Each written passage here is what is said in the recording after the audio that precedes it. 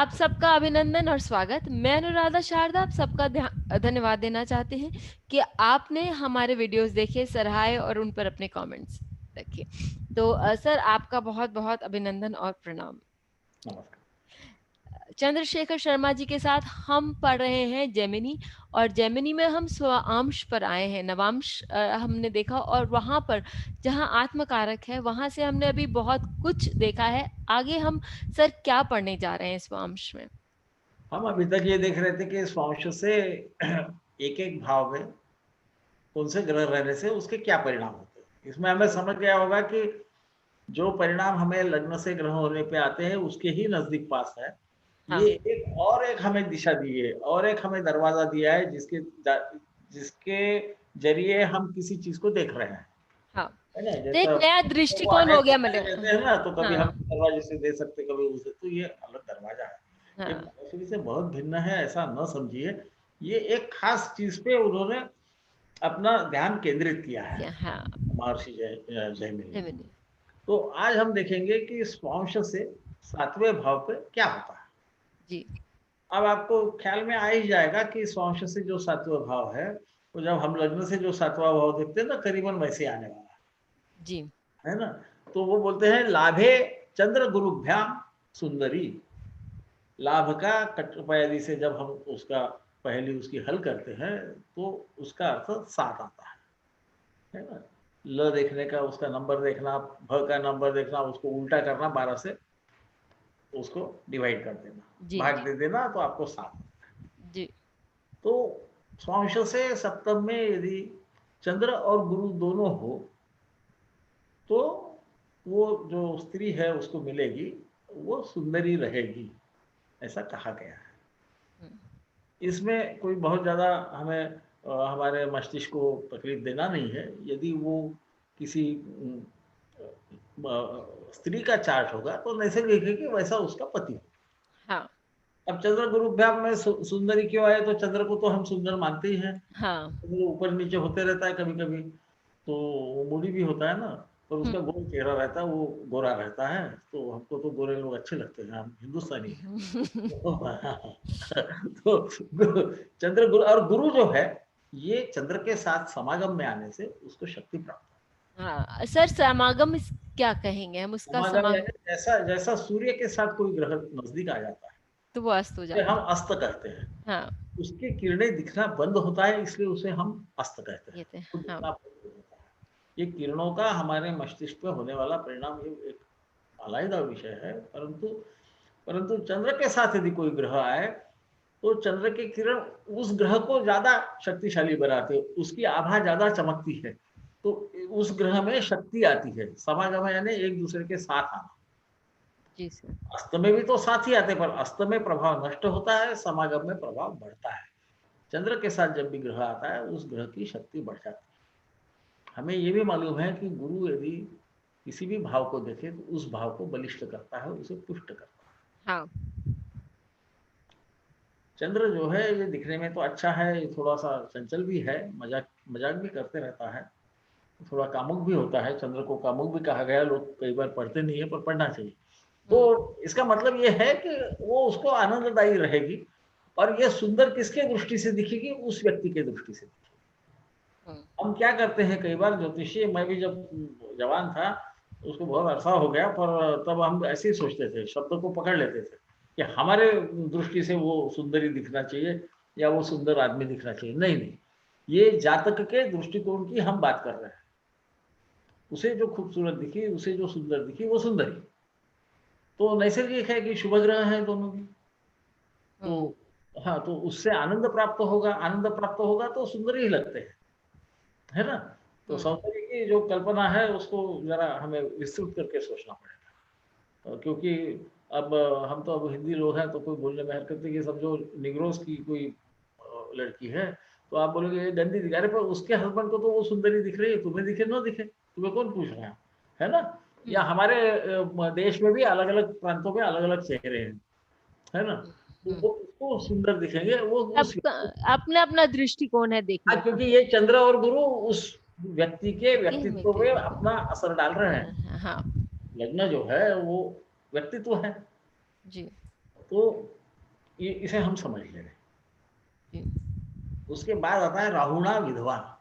मैं इसलिए इसको ज़्यादा समझा रहा हूँ कि यहाँ कई बार हमें गलती करने के बहुत ज़्यादा अवसर दिए हैं। सूत्र है, कम शब्दों में बहुत सारा बताना है, तो महर्षि का कोई गलती नहीं है, गलती हमारी हो जाती है। राहुणा विधवा, राहु यदि सप्तम में रहे स्वांश से, तो उसकी पत्नी यानी वो विधवा से शादी करता है, विवाह करता है।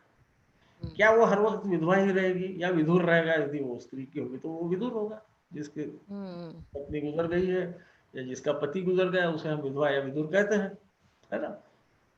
पर क्या वो ऐसा ही होगा हर वक़्त? हमें कितने ऐसे दिखते हैं? नहीं दिखते, है ना?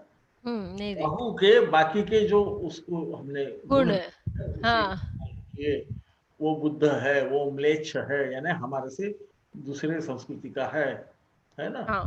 तो फिर राहु जो है ये परदेशी भी राहु ही है, सर छलिया भी हो सकता है हमारे क्योंकि से अलग है, हाँ, संस्कृति हमारे से भिन्न है, वो सब राहु है।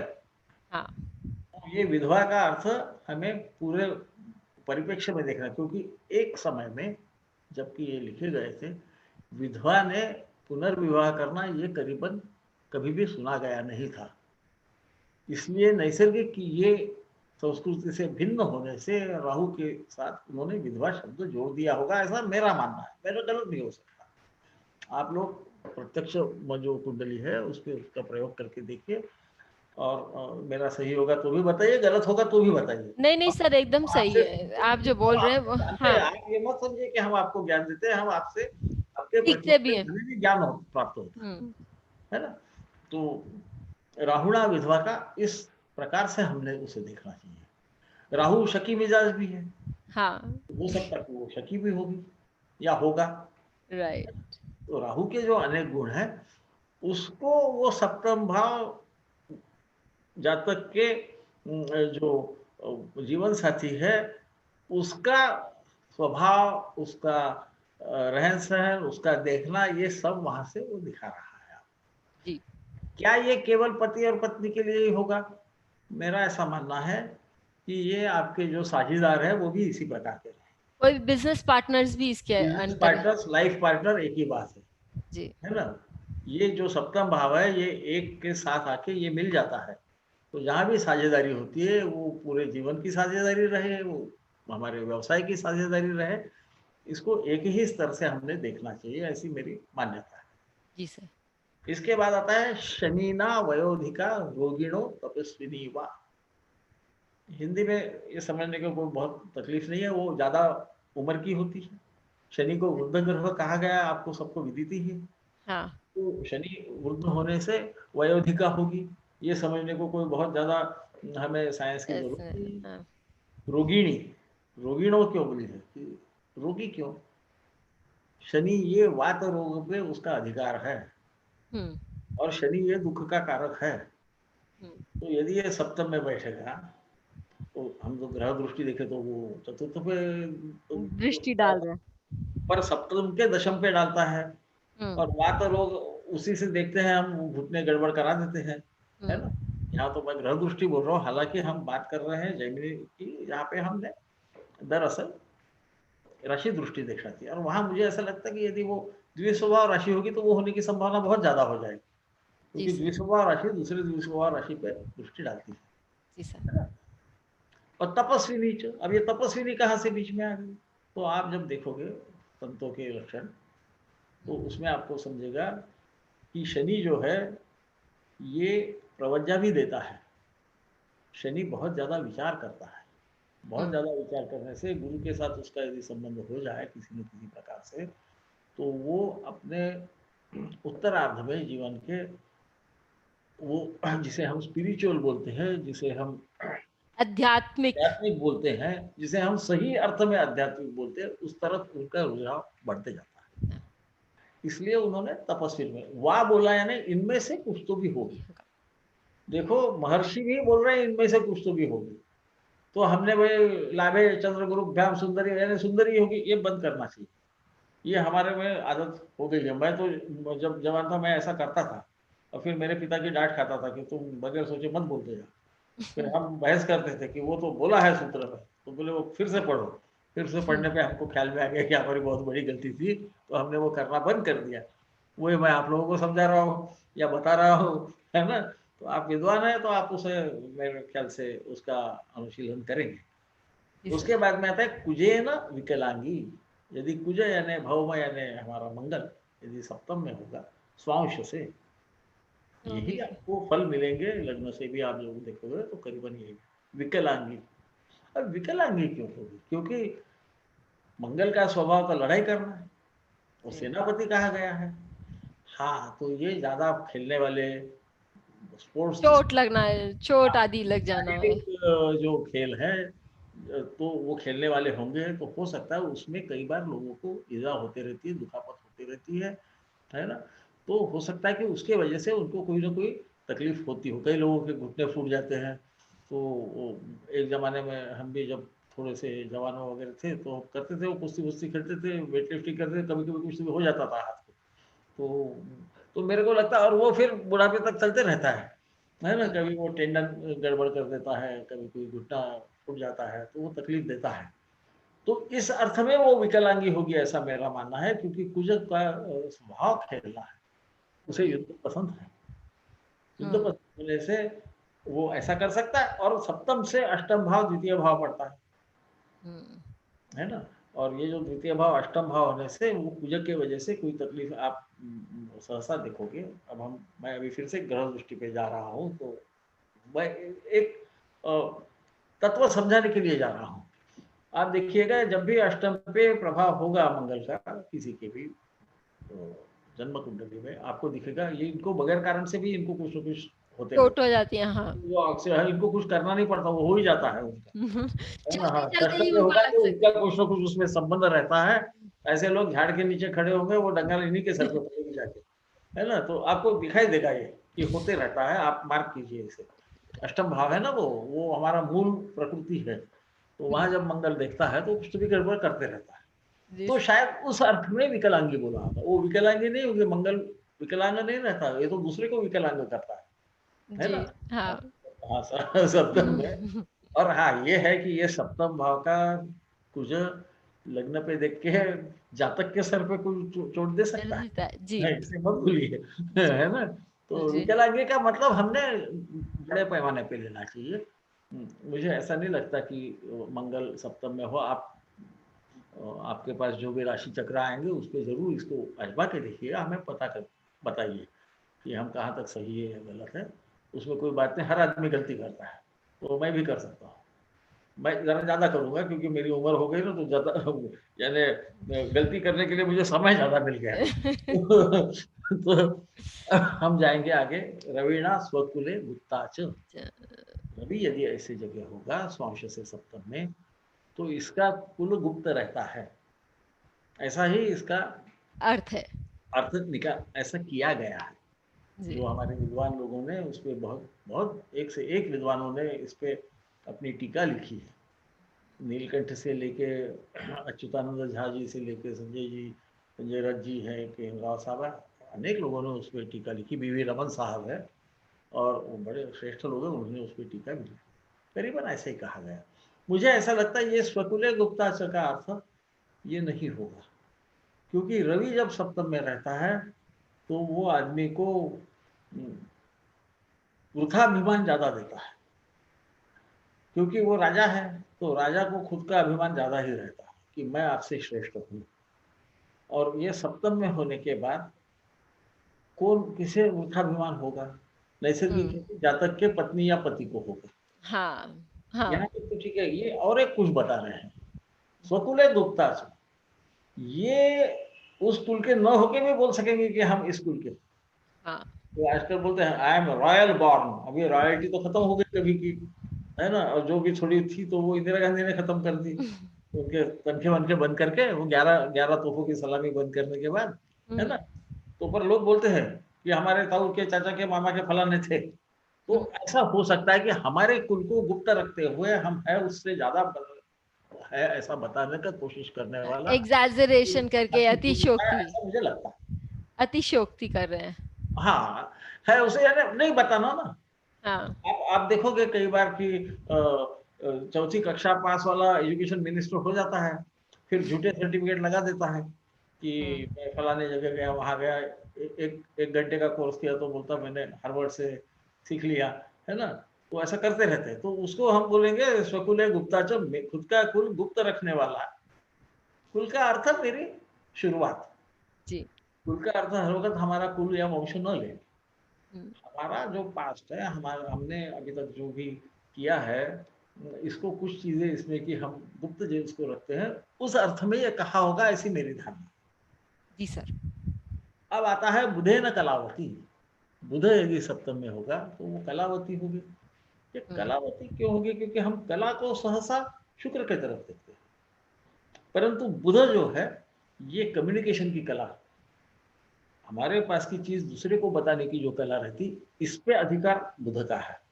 जैसे ये हमारे ये टीवी चैनल्स हैं, है ना? किसी को कुछ चीज़ समझाना, हुँ, इसीलिए वो व्यापारी भी है। वो खराब चीज़ को भी अच्छी करके आपको बेच सकता है ना? जी। और वो कम्युनिकेशन का कारक है। कारक है। तो उस अर्थ में कि कलावती, क्योंकि उस वक़्त उस ज़माने में स्त्रियाँ कला ही करती थी। बुनाई, सिलाई ये सब घर में होता था। हमारी माता भी करती थी, आपके यहाँ जो मेरे उम्र के होंगे उनको सब याद होगा कि वो रंगोली बहुत खूबसूरत निकालना, ये सब कला के काम है ना? इसमें कुछ संदेशा दिया जाता है। बहू गर्भवती है, वो उसके मोजे बनाना चालू कर देती, तो गाँव वालों को समझता था कि इसकी बहू प्रेग्नेंट है करके, है ना? हुँ, ये कला के ज़रिए कुछ न कुछ संदेशा भी देती थी। जी। इस अर्थ में वो बुधेन कलावती हो गया, ऐसी मेरी बात है। क्योंकि शुक्र के बगैर तो कला आएगी नहीं। पर बुध ये कुछ भी चीज़ दूसरे को समझाने की क्षमता में बहुत अच्छा रहता है। हाँ, इसीलिए सर इस सर यहाँ प्रभाव का पर तो नैसर्गिक कुंडली में वो मालिक है, और ये हुँ, तृतीय भाव हमारा गला है, यहीं से आवाज़ निकलती है। हुँ, जो सुप्त आवाज़ है ना, यहाँ से बाहर निकलती है, लोगों को जी। समझ, तो इस अर्थ में मैं उसे ले रहा हूँ। सर परंतु बुधेन कलावती कहा गया है। सर यहाँ हम ये भी ले सकते हैं कि बुध जो उसका कारक है, जो व्यवसाय का कारक है, तो ऐसी ऐसी जो लेडी है या ऐसा जो व्यक्ति है वो अपने हस्बैंड या वाइफ के साथ ही कोई व्यवसाय हाँ, चालू कर ले या कुछ काम बिल्कुल, करे। बिल्कुल, बिल्कुल कर सकता है, क्यों नहीं कर सकता? मैं वही बोल रहा हूँ कि उस ज़माने की बात और आज की बात तो में आपको फ़र्क लाना पड़ेगा। हाँ, क्योंकि हमें ये मालूम है कि बुध ये वैश्य है, हुँ, ये ट्रेड करने का अधिपति है, कहते इसको हैं। हाँ, जिसे व्यापार करना आता है। व्यापार हुँ, कैसे किया जाता है? व्यापार कोई भी चीज़ को अच्छे ढंग से पेश करके किया जाता है। हाँ, आप कभी फल लेने जाओगे ना, तो जब वो उतरेंगे ना तब मत देखिए कभी उसको, है ना? हुँ, उसके बाद में वो कपड़े से उसको पॉलिश करके, खूबसूरत करके, ऐसा सुंदर ढंग से पेश करता है। ये भी कला ही है। हाँ, तो व्यापार में कला की बहुत ज़रूरत है। हाँ, तो मुझे ऐसा लगता है कि इस अर्थ में होगा। मैं गलत भी हो सकता हूँ। मैं बारंबार इसलिए कह रहा हूँ कि ऐसा हो सकता है। ये मेरी अवधारणा है, क्योंकि बुध हज़ारों लोगों के सप्तम भाव में रहते हैं। तो हमें सोचना तो पड़ेगा ही। पर ये बुध भी लग्न को देख के लग्न भाव को पुष्ट करता है, हुँ, और ऐसा समझता है पहले कि स्त्री को कला, विविध कलाएँ आना चाहिए। हुँ, पुराने शास्त्र यदि पढ़ोगे तो आपके उसके कर्तव्यों में वो लिखा होता है। हुँ, तो इसको अच्छा तभी लगेगा ना, जब जो मान्यता है उस प्रकार की बीवी या उस प्रकार का यदि पति हो, तो उसे अच्छा लगेगा। क्योंकि लग्न भाव जो है, ये आखिरी में तनु भाव है, इसका व्यक्तित्व है। हाँ, इस व्यक्ति को अच्छा लगे, इसको शक्ति आए, तो भई वो कुछ करने के काबिल होगी या होगा, तभी तो इसे राइट, शक्ति आएगी। इस राइट। अर्थ में हमें उसे लेना चाहिए, ऐसा मैं समझता हूँ। तो कृपया मैं विद्वानों के टीका से भिन्न जा रहा हूँ, ऐसा मत समझिए। उनकी कोई गलती है, मैं उसको इस अर्थ में ले रहा हूँ, इतना ही केवल समझा रहा हूँ। सबका अपना-अपना नहीं, क्योंकि मत हो टीका सकता है सर। उनकी टीका सही है, उन्होंने बुधेन कलावती ही कहा है, हाँ, इसमें कोई शक नहीं है। हाँ। मैं इसके आगे जाके उसका सामंजस्य करने की कोशिश सर कर तो आप जैसा बोलते हैं कि काल सापेक्ष, यहाँ मैं 1 मिनट और लेना चाहूँगी कि जैसे आप बोलते हैं कि काल सापेक्ष होता है। तो वो भी उस हिसाब से भी हमको इसमें परिवर्तन तो डेफ़िनेटली लाना अब चाहिए। वैसे तो करना पड़ेगा ना, क्योंकि महर्षि जैमिनी का समय और आज के समय में फ़र्क है। तो हाँ, नैसर्गिक है कि हमें उसको सोचना पड़ेगा कि आज के परिप्रेक्ष्य में उसे हमने कैसा देखा। इसी बात पर 1 मिनट और लेना चाहूँगी सर आपका, क्योंकि आप यदि देखें तो बृहद जातक आदि बहुत सारी किताबों में स्त्री जातकम बोल के एक अलग चैप्टर होता अलग अलग। है। तो ये चैप्टर अलग से क्यों होता है जब आप बोलते हैं कि भई ये जो साइंस है वो जेंडर न्यूट्रल है, यानी कि उसमें स्त्री या पुरुष जाति का कोई संदर्भ ही नहीं है, ये जेंडर न्यूट्रल है। तो स्त्री जातकम बोल के अलग से चैप्टर का क्या महत्व है? इसका कारण ऐसा है कि ये बोलने के बाद में मूल प्रकृति में तो फ़र्क हर एक के रहेगा। हाँ। ये तो अभी हम सब एडल्ट हैं, तो जानते हैं इस बात को अच्छे से कि हाँ। छोटे बच्चों के सामने तो हम बोलते नहीं, परंतु देखिए ऐसा है कि वहाँ पर भी उन्होंने बोला कि यदि ये स्त्री के संदर्भ में ये नहीं हो सकता तो वो उसके पति के संदर्भ में। क्योंकि आप देखिए कि ये सप्तम भाव का जो भी ग्रह है, ये हर वक़्त लग्न पे ही दृष्टि डालेगा। इसका मतलब अपना प्रभाव लग्न पे डालेगा, है ना? जी। वैसे ही लग्न जो है वो अपने सप्तम भाव पे अपना प्रभाव डालेगा। पहले तो ये है, तो स्त्री जातक का भी जो होगा वो उसके पति पे उसका प्रभाव तो आना है, एक। दूसरा ऐसा होता है कि पति हंत्री योग है एक लिखा हुआ, जिसको हम हुँ। कुजोदोष दोष बोलते हैं। तो जातक पारिजात में उसको थोड़ा-सा और अलग कर दिया है, वो ज़्यादा सीरियस है। तो पर है, तो उसमें लिखा है कि यदि ऐसा योग उसके पति के भी कुंडली राशि में हो। होगा, तो इसका निराकरण हो जाएगा। इसका जी। मतलब इसका जो सप्तम में समझो मंगल है और पति के लग्न में मंगल, अरे इसके लिए ऐसा ही पति अच्छा है। ये हाँ, उसके पीछे का भावना वो है। उनको दोनों को बराबर बैलेंस आउट कर देगा। क्या होता है देखो, वो एक है कि लाल रंग का यदि मस्तिष्क पे मार्क होगा, चिन्ह होगा, तो ये बड़े विद्वान होते हैं, फलाना होते हैं, राजयोग होता है, ऐसा-ऐसा लिखा है। फिर वो बोला यदि ये पुरुष पे होगा तो उसमें भी होगा। तो हम उसको यदि सही परिप्रेक्ष्य में पढ़े तो हमें ये दिखेगा। और देखो सप्तम भाव है या अष्टम भाव है, अष्टम भाव पे गुरु देख रहा है। हुँ। ये पुरुष का यदि राशि चक्र होगा हाँ। तो गुरु गुल्म देता है, कुछ न कुछ ग्रोथ देता है। हाँ। तो डायबिटीज दे सकता है, फलाना दे सकता है, वो प्रोस्टेट ग्लैंड का तकलीफ।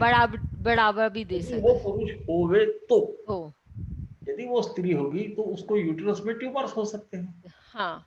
यहाँ विवेक को वापरना है। हाँ। स्त्री का उन्होंने ज़्यादा इसलिए कि उसमें एक तो उन्होंने कुछ चिन्ह दिए हैं कि उसको कैसा पहचानना।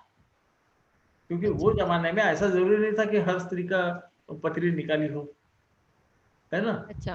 हाँ, तो पथरी नहीं निकाली तो इसको कैसा समझना, फिर इसके तलुए लाल है क्या, फलाना है, हरा है क्या, वो कैसी बात करती है, कैसी चलती है, इसी पर से वो अंदाज़ा लगा लेते थे कि इसका ये लग्न है, यहाँ राशि स्थान चक्र है। कैसा होगा, हाँ। हाँ, और ये इसकी लायक होगा या नहीं। हाँ। शायद इस कारण वो किया है स्त्री जातक का भाग, परंतु आप में उसके योगों में और इसके योगों में बहुत ज़्यादा फ़र्क नहीं दिखेगा।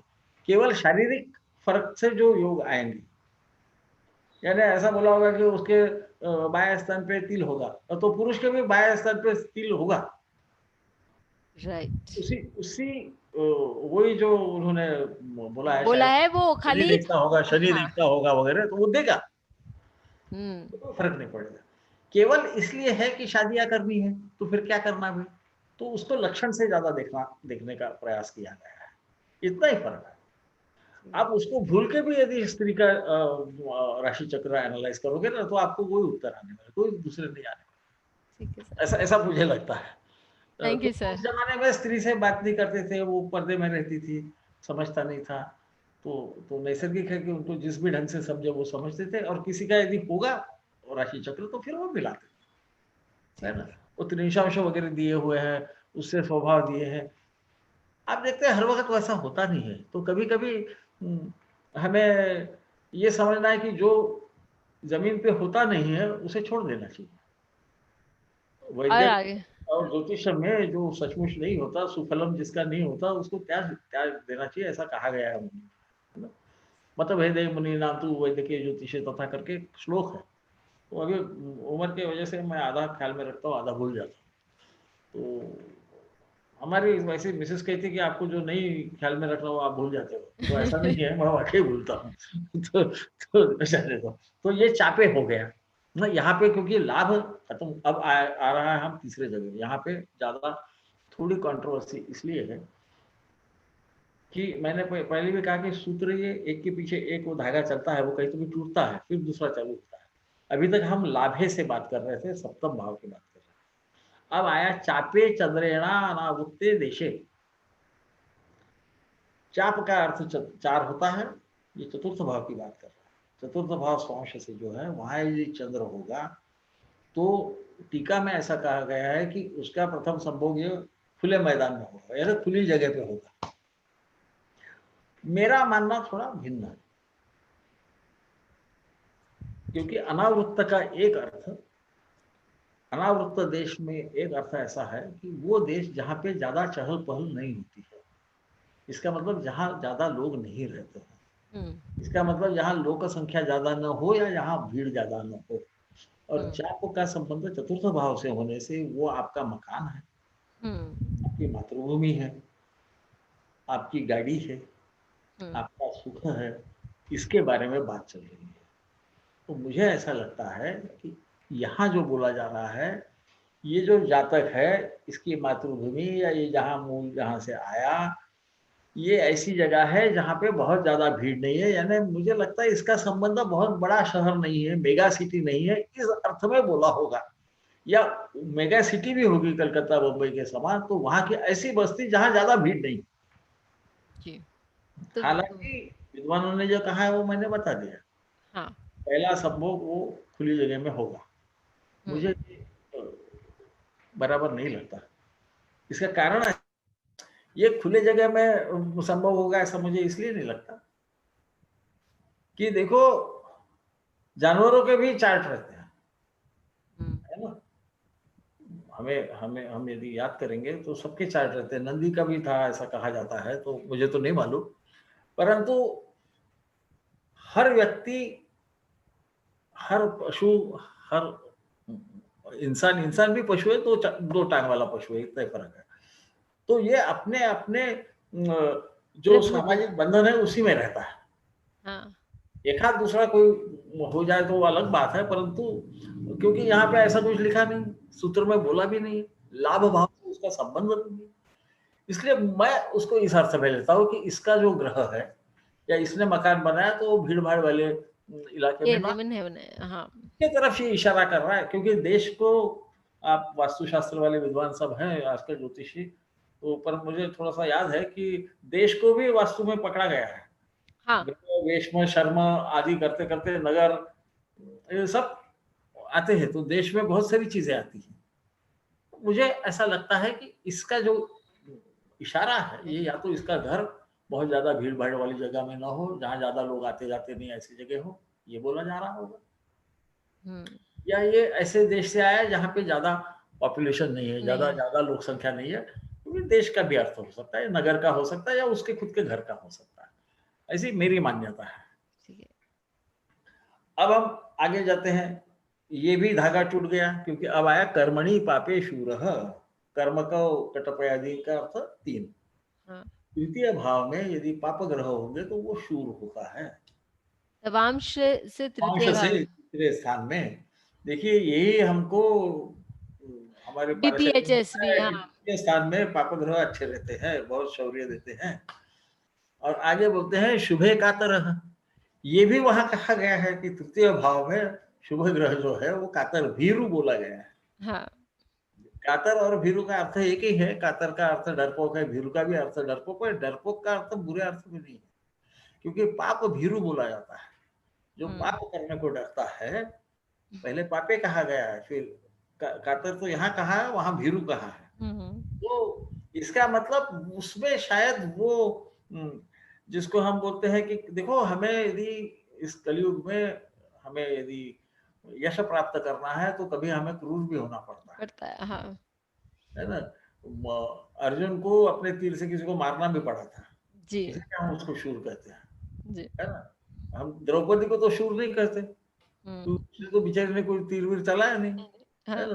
शूर और कातर को यहाँ पे, कातर का मतलब डरपोक न लेते हुए, जो जिसे वो धर्म अच्छा नहीं लगता, जिसे ऐसा लगता है ये सही नहीं है, मैं मेरे स्वार्थ के लिए किसी के देखिए सर पे पाँव देके ऊपर जाऊं, ये अच्छा नहीं लगने वाले को, इसलिए उसको वो नहीं अच्छा लगता। इसी अर्थ में वो कातर लेना चाहिए, ऐसी मेरी मान्यता है। और आप देखिए इसी को हम, जैसा मैंने बोला कि पराशरी हम जब देखेंगे तो तृतीय भाव में बोला है। होता क्या है? ये क्रूर ग्रह नवम भाव पे देखता है। ये हुँ, धर्म का भाव है। ये धारयति इति धर्म हुँ, है ना? अब ये धारयति इति धर्म में क्या होता है कि दूसरे को तकलीफ नहीं देना। तो हुँ, उसको तकलीफ नहीं देंगे तो प्रतिस्पर्धी आपको ज़रूर तकलीफ देगा। क्योंकि हाँ, ये नवम भाव आपका प्रतिस्पर्धी जो सप्तम है उसका तृतीय भाव हाँ, है ना? तो उसके शौर्य को यदि खत्म करना है तो आपको वहाँ पे शूर होना पड़ेगा। हुँ। इस अर्थ में वो शौर्य का मतलब है, ऐसा मैं मानता हूँ। तो इतना कह तो के बहुत सुंदर। मैं इसलिए इसको इतना ज़्यादा फैला के बताया क्योंकि यहाँ पे 2-3 जो श्लोक हैं उनको मुझे ऐसा लगता है वो सूत्रों को ज़्यादा बताना चाहिए। बहुत सुंदर। तो हमको ये भी मालूम पड़ा लॉजिकली, बहुत लॉजिकली हमको ये मालूम पड़ा कि आज के day and date and time में यदि आपका तृतीय भाव में कोई एक मैलेफिक प्लैनेट है, पापी ग्रह बैठा है, तो आप उसके लिए आप बहुत खिन्न मन न रखें और अपना शूर वीर अपना आगे दिखाएं और पराक्रम करें। इसी के साथ फिर मिलेंगे सर के साथ एक नए खंडी में। तब तक के लिए बहुत बहुत धन्यवाद। प्रणाम सर।